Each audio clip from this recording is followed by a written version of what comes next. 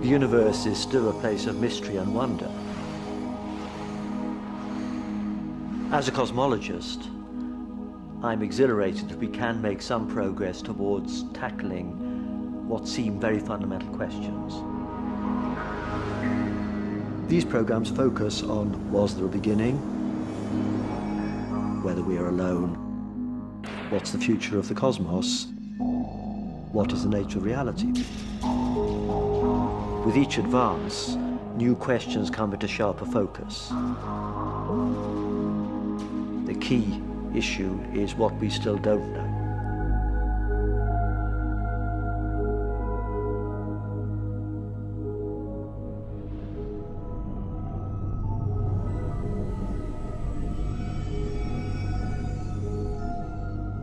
Surely, of all the great questions, it has to be, for the next century or more, are we alone? How could you help but wonder whether you're alone? In fact, at the moment, what we're doing is sitting here waiting for them to contact us. And maybe everybody's just waiting around waiting. They're all doing this. It's preposterous to think that we're the only ones. If there really is a lot of intelligence out there, why is it we don't see it? Why isn't it obvious to us that it's out there?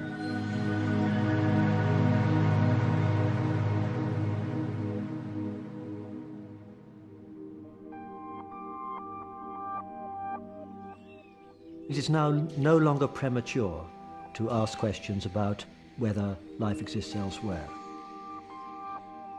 Until recently, we had no idea how likely it was that there were other planets like the Earth. We had no idea about whether they would have life on them.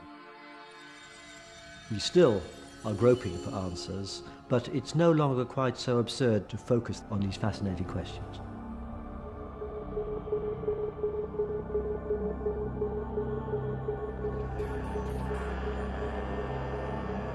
For 40 years, searching for extraterrestrial intelligence has meant radio telescopes scanning the heavens for a signal sent to us from an alien planet.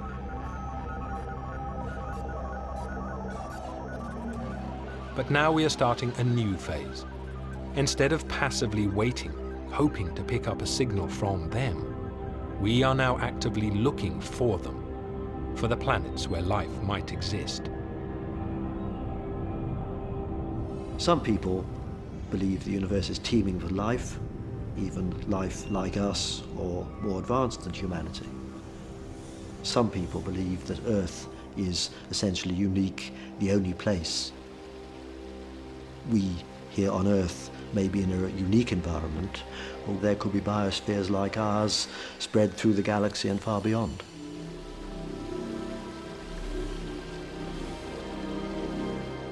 Seth Shostak is one of the leading investigators at SETI, the search for extraterrestrial intelligence, and believes the sheer size of our galaxy tips the scale in favor of life. An enormous number of stars. There are 10,000 billion stars that we can see with our telescopes. That's a big number. That seems like an awful lot of universe to only have something happening at one spot. That just doesn't sound right. That isn't the way astronomy works. The problem is, no one actually knows how many other stars have systems of orbiting planets, because orbiting planets are hard to see. But astronomers are making headway.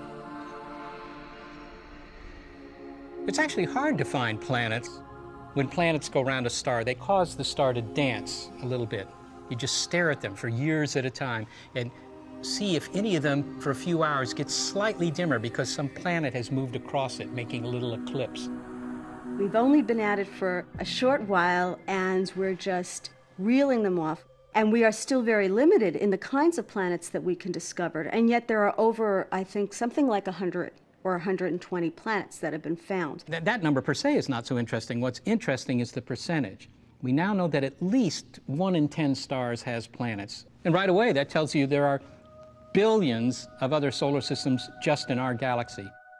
Out of the billions of solar systems, which should we look to for signs of life? Is our type of planet likely to be the only kind capable of sustaining life?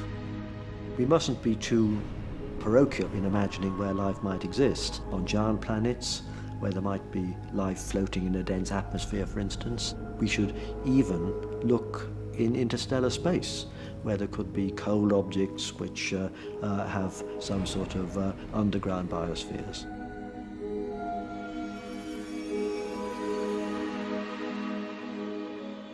But the only place where we know life has evolved, of course, is here on Earth. It makes sense to look at planets which we feel might have resembled the young Earth, because there, in principle, the same processes could have happened which we believe happened here on Earth.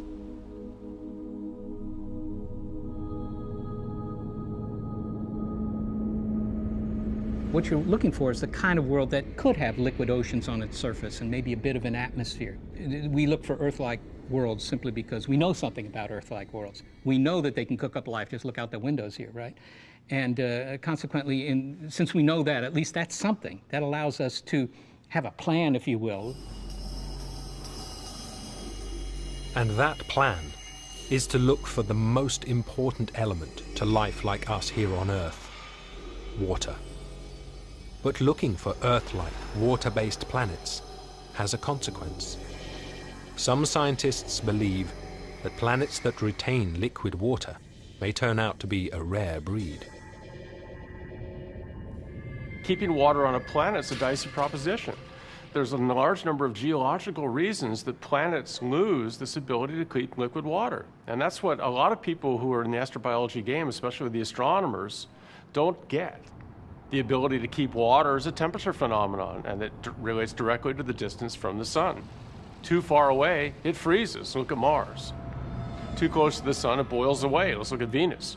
It is a Goldilocks sense. You have to be just right if you are to maintain liquid water over time. Which means that of all the other solar systems out there, only those with a planet at the right distance from its parent star, so that water stays liquid, will do. But others believe that even those may not be so rare. The range of orbits in which water would neither be frozen all the time or boiled away is, for a star like the Sun, it's not so narrow. It runs from maybe just beyond Venus to just inside Mars. So the chances that some planet in the solar system would be in that, what they call a habitable zone, are not minuscule. If only 1 in 10 stars have planets, and only 1 in 10 of those will have a planet in the habitable zone, this still leaves a million Earth-like candidates. Even the skeptics agree, life will still be widespread. Enormous numbers of planets have to have life simply because the numbers are so huge. When you think there's 400 billion stars in our galaxy alone, and there are billions of galaxies, we now think that virtually every star is a planet, more than one planet. You're going to have abodes for life almost everywhere. It's ridiculous to think it happened on this planet and this planet alone. Life is definitely out there.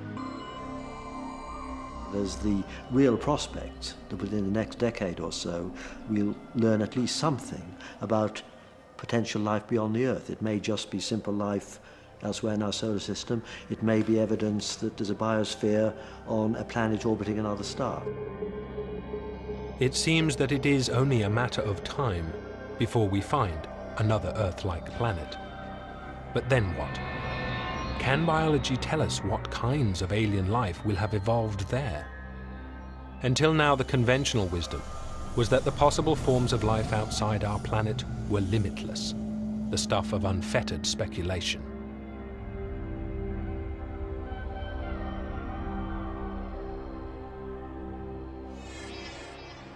Science fiction writers who actually bother to get the science right worry enormously about the physical science. They get the planetary orbits carefully calculated. They really try and get the physics right, you know, apart from the warp drive or the extra gadget they've thrown in. Yeah. But then when it comes to the biology, they suddenly act as if it's not a real science, and you can make biology up as you go along. Everybody knows biology. After all, we are biology, they think. So all the things I know that are really obvious. I mean, it's obvious that if you're going to be cold and calculating, you've got to be reptiloid. And if you're going to be purring at things that happen in the plot, then you've got to have feline somewhere in your ancestry. And they talk such absolute nonsense. And they've been tempted to talk such nonsense because the sheer variety of life here on Earth suggests that when it comes to designing creatures, anything is possible. Biology has been notoriously immune to general laws. It's an unholy mess. It's an absolute, well, you know, it's all soup and it's all sort of squashy things which never do the right things. And I think there's a lot of truth in that. And that's why I think it's very difficult to see behind this screen, I mean, this riot which is the biosphere, and try and tease out the particularities, the things which really make life tick. In one sense, we do know what makes life tick. It's evolution. The problem is that evolution doesn't seem to obey any rules. From giraffes to kangaroos, creation seems to be a free-for-all.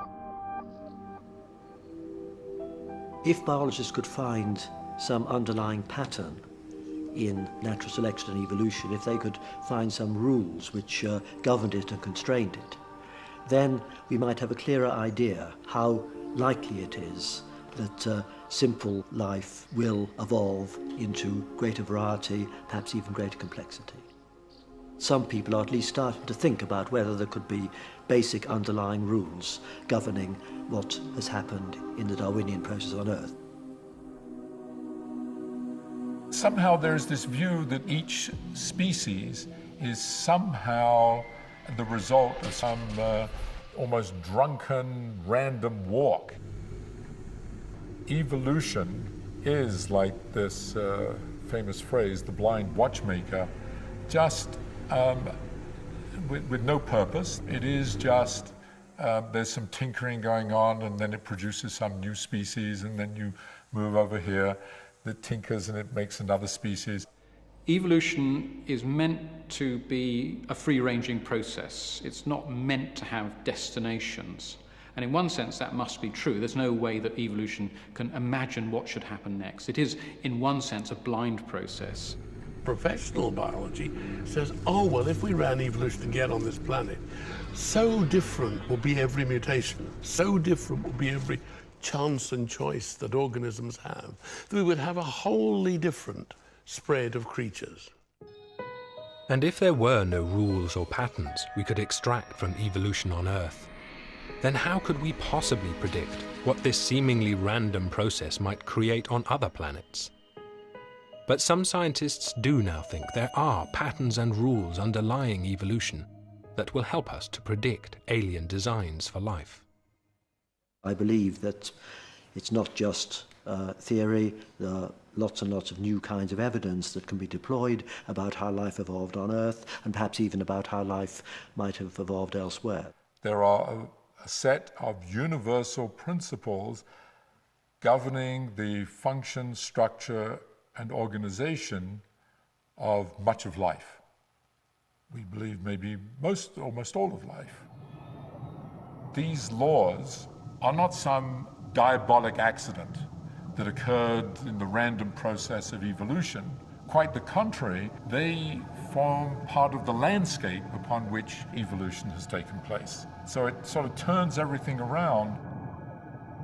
Instead of stumbling aimlessly across a featureless terrain of possibility, perhaps evolution is following the contours of an invisible landscape, a landscape that channels creature design. If indeed there's an invisible landscape, then perhaps that invisible landscape is a universal. It's not just on this planet, it's on all planets. And if that was true, then that might begin to suggest that we have, if you like, rules of engagement which allow us to predict what evolution will throw up almost anywhere. And that's a really important shift, I think, in thinking.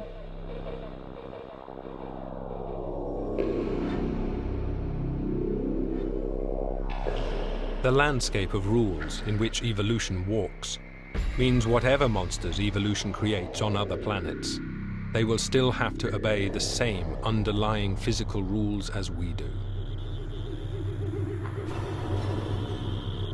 So-called scaling laws, for instance, tell us that on any planet with an Earth-like gravity, we will never be confronted by giant horse-sized spiders. And it isn't just size. There are a host of curiously interrelated laws. If you look, and there must be 50 or more of these such laws, one of the most curious is to do with lifespan. No matter whether you're a tiny shrew, which fits on the palm of my hand, or a whale, which is bigger than the size of this room, in your lifetime you have, roughly speaking, the same number of heartbeats. So that a shrew lives a year or so with an extraordinarily fast heart rate, and a whale lives for maybe well over 100 years with a very slow heart rate, but they seem to have, roughly speaking, the same number of heartbeats, and that's about 1.5 billion. So evolution isn't as entirely random and freewheeling as once thought. But Simon Conway Morris has gone much further, claiming that evolution is far more constrained than ever imagined. He has noticed recurring patterns within the biology of the living world itself, which even the constraints of the scaling laws on their own cannot explain. For instance, if you want to have an eye, then you've got to have some mechanism of bringing the light, preferably through a lens, onto a sensory patch. That's what we call a retina.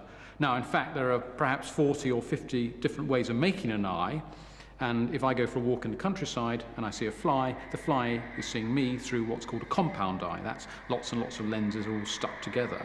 And of course, there are other sorts of eyes which are rarer. Some, for instance, are designed like a sort of telescope.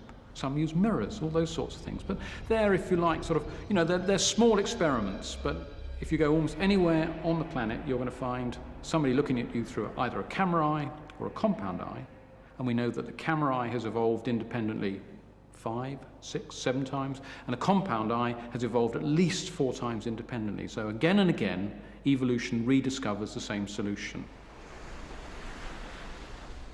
There is no reason why an octopus should have eyes similar to humans.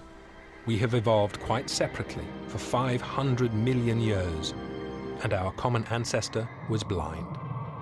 Yet our random evolution and theirs have both converged on the same design of eye. Even more remarkable, they have even made use of the same chemical building blocks. The beauty of this story is it employs a very specific sort of protein. It's called crystallins.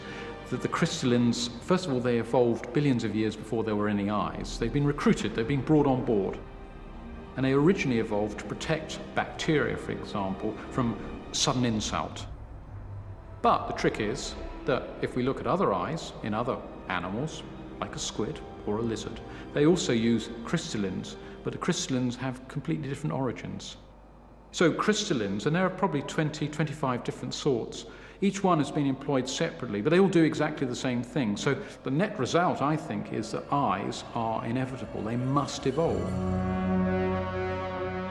I think that wherever you go, to any distant remote planet, you open the hatch and somebody will be looking back at you through the eyes.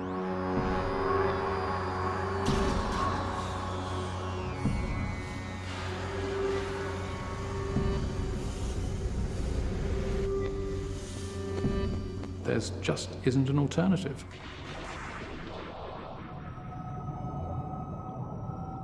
It's not just eyes.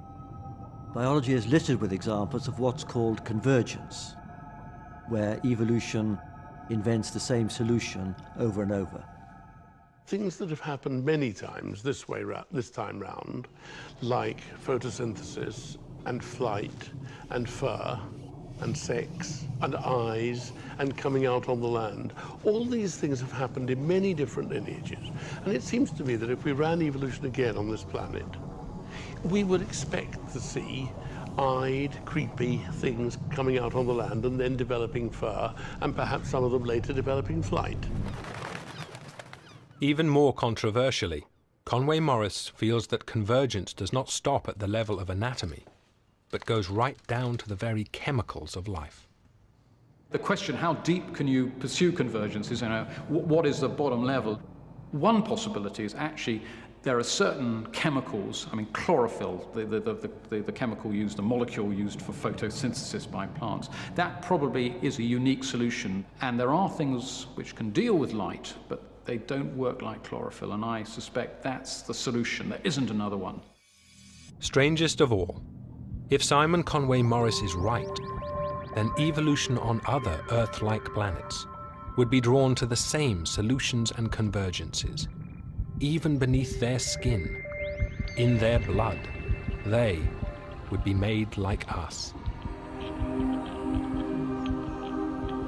In other cases, we use hemoglobin in our blood, which transports the oxygen, of course.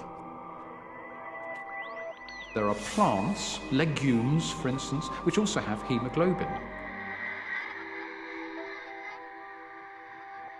But it's quite likely that the hemoglobin that plant uses has evolved independently from the hemoglobin which we use. It is almost uncanny, it is almost eerie, the way the similarities pan out again and again when you look at the way evolution unfolds. It's very tempting to speculate that these principles are going to be true anywhere that life evolved. I think inevitably one can say an awful lot about the structure and organization of creatures on a planet that we may never ever be able to visit. But out there will be, if there is life, it will have a certain structure, it will have certain lifespans, it will have a certain range of sizes. And in fact, if we combine it with Conway Morris's ideas, that we could even begin to speculate on what are the boundaries of what they would actually look like. If we do discover other planets, little blue dots somewhere else, which have life on, and it has a biosphere, then my prediction will be that unless it is utterly unlike the Earth in some peculiar fashion, it will have something which is eerily similar to what we see here. Not only will it have flying organisms and swimming organisms, not only will it have chlorophyll and forests, and not only will it have bacteria and also advanced animals, but it will even have something which I think will be curiously human-like. Now, how precisely will it have 5 fingers? I don't think so. It's difficult to think it won't have some sort of head. It seems the nervous system is a jolly good invention. Probably quite a big brain, yes. Well, the eye's got to be close to the brain. So you can see that you begin to sort of cascade this argument down. It could be 4-legged or 6-legged, possibly, but at least 2 of those limbs almost certainly have some sense of opposability. And there, too, there's some evidence even the hand in a certain sort of way is convergent. At first sight, we might feel, well, almost very wary. This is something which looks human but isn't. But I suspect that as soon as we get underneath that alien skin, we'll realize that it's basically us all over again. And my own private hunch, which is definitely unfashionable, but I think, in fact, it will be eerily similar to humans. Eerily similar.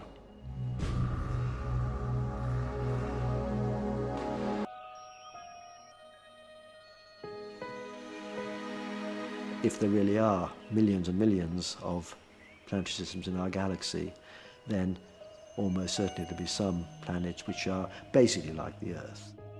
But of course, even then, we don't know how likely it is that life's going to get started. We only have one example to go by. But in the case of our own planet, it seems that life took hold with exceptional haste. We went through a very nasty period from about 4.2 to 3.8 billion years ago, which we call the late bombardment period. The Earth was just pummeled with asteroids. And when this period started to tail off and ended, life seems to have appeared in the fossil record almost instantaneously. Certainly a very good argument that life started on this planet almost as soon as it could have. And this is, to me, is an extremely telling point. Either we were just the luckiest place in the world, or it's not that hard to do. There was life really quickly. It appeared fast. And that suggests that, this is an easy process, and it's going to happen in a lot of places.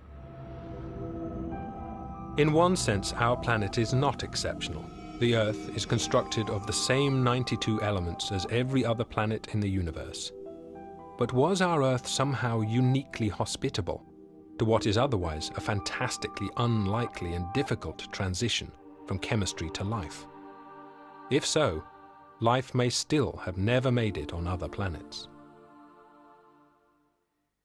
Well, there is a possibility that life is that difficult to start, that on a planetary surface the size of Earth, it only began once by some immensely random event that just was extremely improbable. That's one possibility.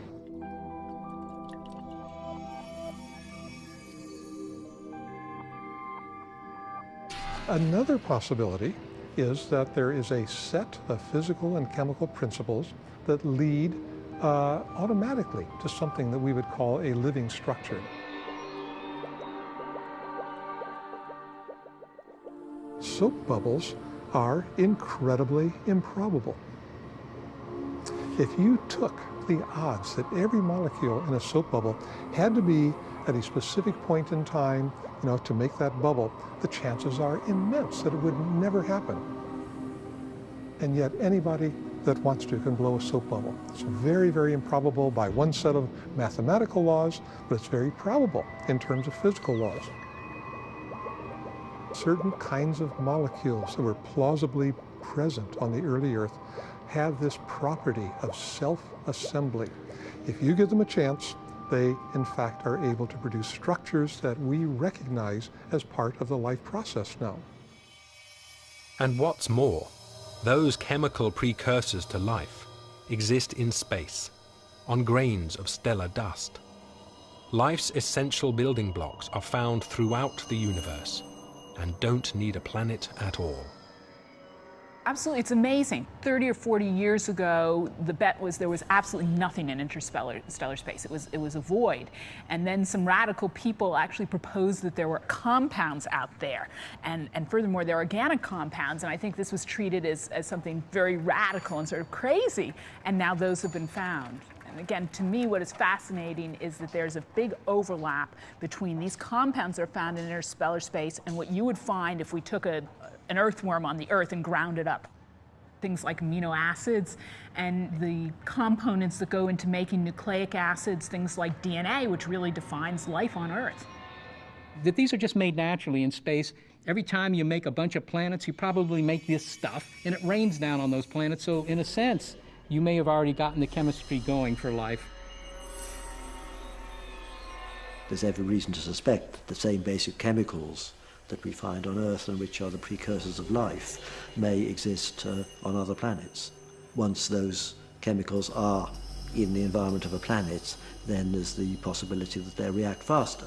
So the key question is getting from those chemicals to something that we call alive.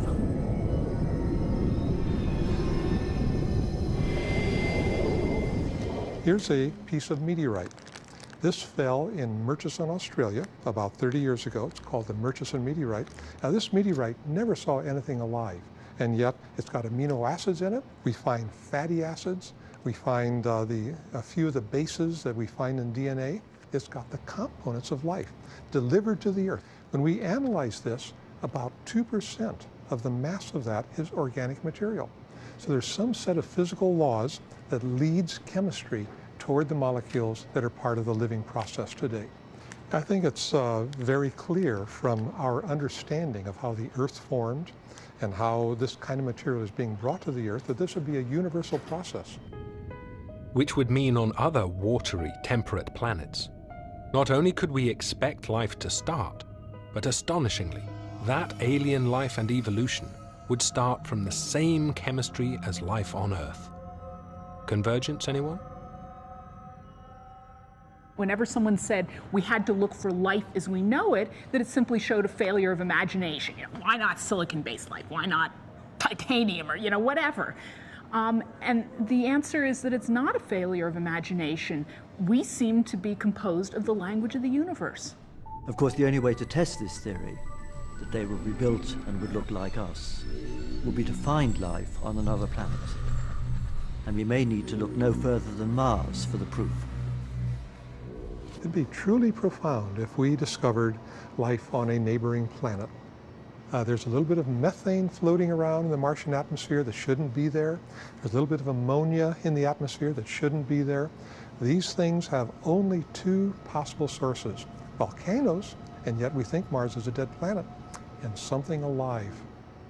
This methane is indicating to us that underneath that very sterile surface, there are some bacteria living there.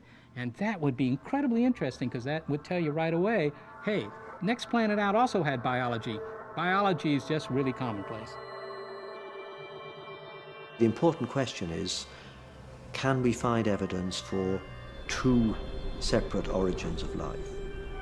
Discovering life on Mars, if it happened twice in a single planetary system around a single star, provided, and this is a very important proviso, that we can show it was of independent origin, that would address one of the major uncertainties about life in the universe, because it would then tell us that simple life, at least, was widespread in the cosmos. But it's not a foregone conclusion that life on Mars did have a separate origin. One possibility, which really is not as crazy as it sounds, is that life arose, say, on Mars, where we think the conditions were better during some of the nasty period on Earth. So it could have taken a hold there and then been transported to Earth, say, on a meteorite. You know, you take some of these microbes, these guys are tough. You put them inside a rock so they don't get zapped with all the cosmic rays and so forth in space. You put them inside there, okay, and they go into kind of a dormant phase, a spore form, and then you try and thaw them out, if you will, or actually you add water. 10,000 years later, they're still okay, right? So it's very possible for life to go from one world to the next without building rocket ships, as long as it's very simple life. So that's possibility number one, which is certainly very interesting, but not nearly as interesting as possibility two. And that is that any life on Mars represents an independent origin, because all of a sudden then we as biologists have a second data point for life. And so immediately we want to know, in what ways is it similar to life on Earth, in what ways it's different. Any ways that it's similar suggests that maybe this is how life has to form. If it's totally different, we start to see other options that are beyond things that we could have imagined. That, to me, is the most exciting. There's life on Mars, and it's not us. But even if life is not as unlikely as once thought, even if there are other biospheres of primitive life out there, it still leaves us with another question. I think there'd still be a quite separate issue of how likely it would be that any of those other planets have just insects, or they have just microcellular organisms, or would they have evolved into something as complex and interesting as what's happened here on Earth? How long does it take to go from a bacterium to a radio astronomer? This is really one of the really interesting points. Again, we can look at the history of life on planet Earth. It took us 3 billion years to go from a bacterium to an animal. If you're going to be based on organic carbon, but most of the carbon in the universe is inorganic carbon, at some point you're going to say, to be clever, to be really successful, I want to take some of that inorganic carbon and make my own organic carbon. So you're making your own food source. So the clever organism now says, why don't I go eat it for dinner? And so you end up with what we call a herbivore.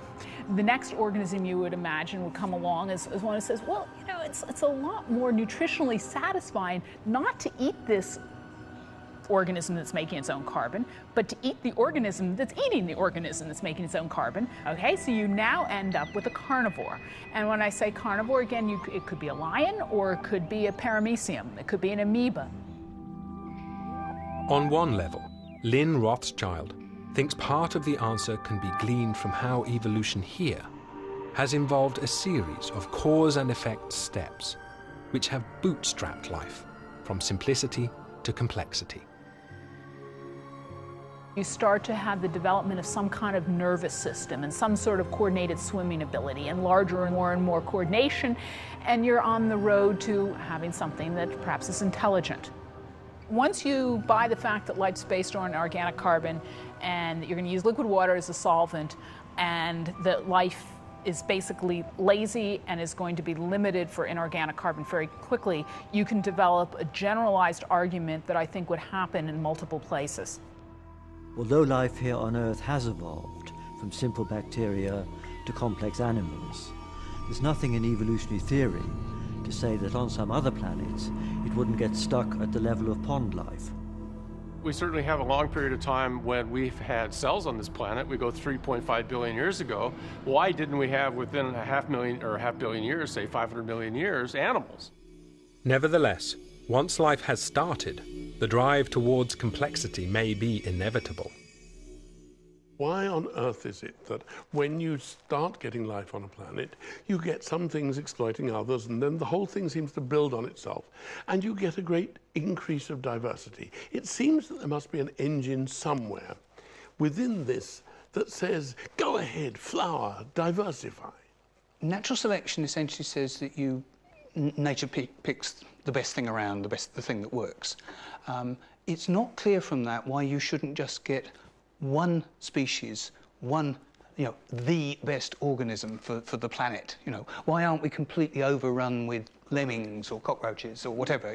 A monoculture. I think that there used to be a feeling that unless things were pushed, they didn't go anywhere. But I think Ian has produced a piece of mathematics which has changed our mind, which has turned over our ideas about the naturalness of a diversity engine. If things look as if they're going along in a boring way that can go on forever, stresses of various kinds may be building up in the system. Now, mathematically, we know there's a very almost universal phenomenon in mathematical systems of that general kind. As these stresses build up, at some point you will get a sudden change in the way the system is behaving. It will quite quickly change to something dramatically different. It's called a bifurcation. Depending on just how rapidly and how much you make that wobble, the pendulum does all sorts of crazy things.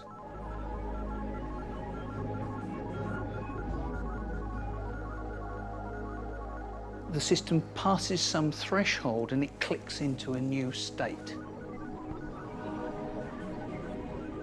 It can suddenly switch from one frequency of swinging to a totally different frequency of swinging, for example. It can go chaotic.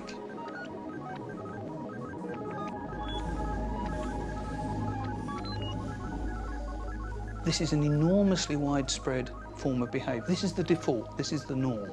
This is not the surprise.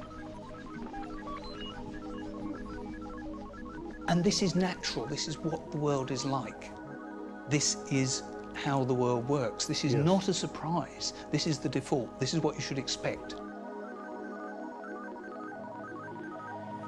These phenomena are universals. They are things that are going in general terms to happen anywhere they can happen. If there's a distant planet, if it's got the kind of chemistry that can produce life forms, if the life forms get going, unless something strange happens to stop them, they are going to go through this evolutionary process which will push, and they'll push each other. The diversity engine will push them apart. That's a mathematical universal. There will be a richer and richer ecosystem, and it will evolve faster and faster.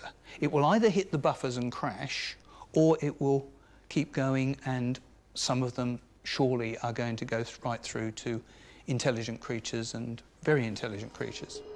So we now think life will get started, and may even be driven to evolve complexity. But is advanced intelligence an inevitable product? Even if natural selection leads to a complex variety of life, then I would have thought it's still an open question whether any of that complex life displays what we call intelligence or not. People have repeatedly said, whatever happens out there, it will not be intelligence. Intelligence is an evolutionary fluke. It's a one-off. But now we know that can't be correct. Why? Simple, because intelligence has evolved multiple times.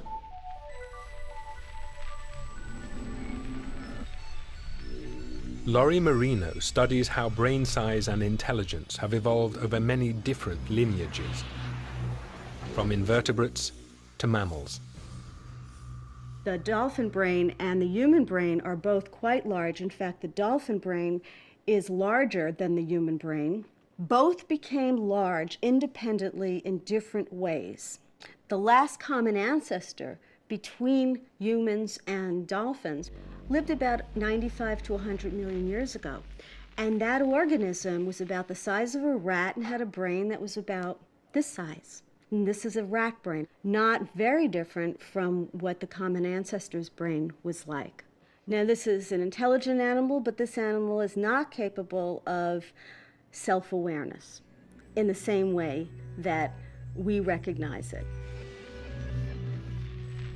100 million years later, we have these two large brains. Now, what's amazing about that is that not just that these two large brains are intelligent, but that they have both converged upon the same extremely rare capacity in the animal kingdom, and that is self-awareness. And that's extraordinary because there's no reason why two 100 million year divergent lineages of mammals should arrive at the same solution. So at some point, perhaps self-awareness may be inevitable. How you get there may be different. If intelligence is another convergent property of evolution, then on any planet, its appearance may be simply a matter of time and survival. Out there, some planets are going to have just microbes. Some planets are going to have organisms that are smarter than us, and everything in between. In my heart, I can't help but believe that there are not only other intelligent species, but perhaps many of them. There are just too many planets out there. So yes, I suspect indeed there are alien intelligences.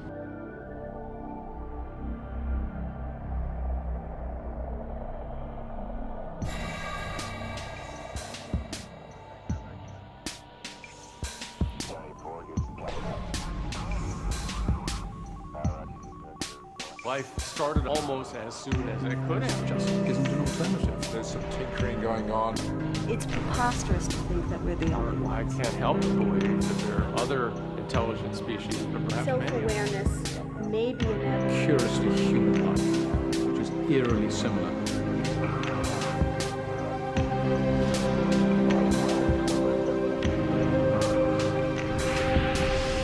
If there are other technological species out there, then they, like us, will eventually clamber and grope their way off their planet and realize that space travel is possible.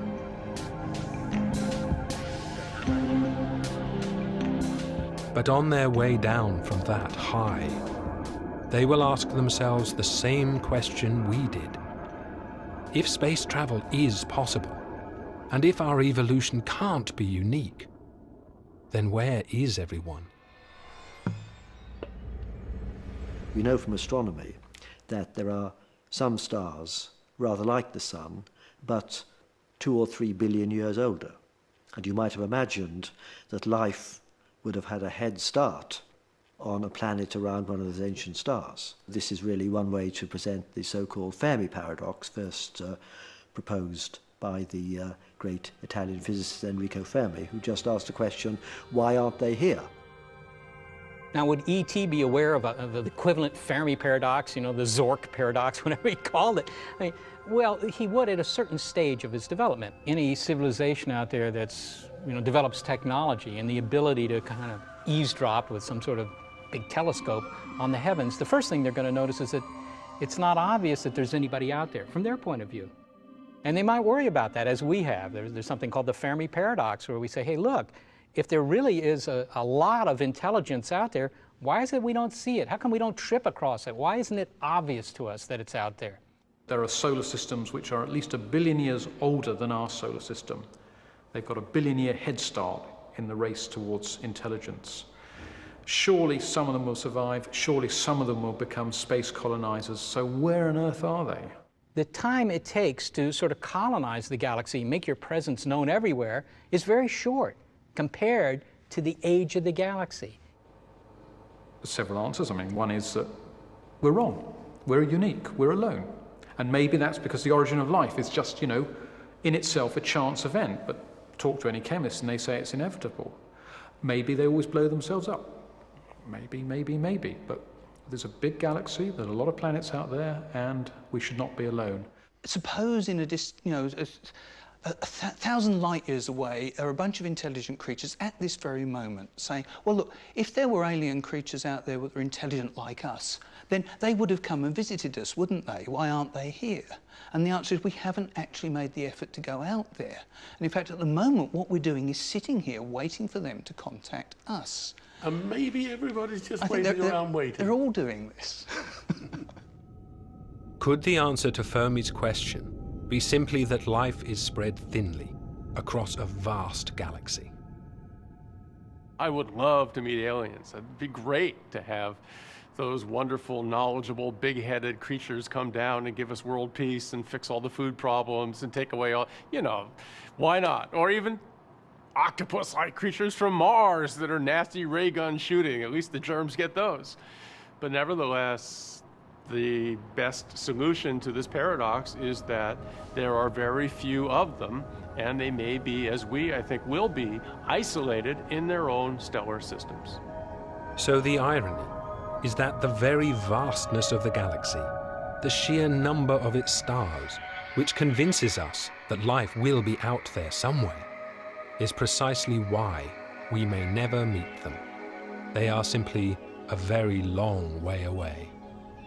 We have done ourselves a huge disservice by talking about 3 or 4 light years, which is the distance to the closest star. Anything that is only 3 or 4 seems small and manageable. What if you had to go to the nearest billion stars to find another intelligence? The Fermi paradox, if we ever solve it, will terrify us, because what will be out there will be so different, so strange, so weird, that I don't think we'd possibly know how to deal with it. Because if you have a billion-year head start, and if indeed there's things beyond what we call intelligence, then it may well be that, we are hardly worth noticing. So I find it a very interesting tension at the moment. Either we're completely lonely, which is rather dispiriting, or we are surrounded by, for want of a better word, an overmind, which I think is equally dispiriting. What if we really are alone? I think that has enormous both scientific ramifications as well as theological. I mean, to me, that is almost scarier than the thought that we're one of many civilizations or many life forms in the universe. Because then one wonders why, if the physical and chemical conditions are the same elsewhere, and we know that's true, and time is on their side and so on, how come we're the only place where life took hold? So to me, that is a very scary, very sobering thought. In the end, if they do not find us, perhaps it will be up to our descendants to find them. We can imagine that what you might call post-humans rather than humans could spread beyond the solar system. And so human life, though now restricted to Earth, could very well eventually spread through the solar system and far beyond. So what happens here and now this century may have a resonance that extends millennia or millions of years into the future and far beyond our solar system.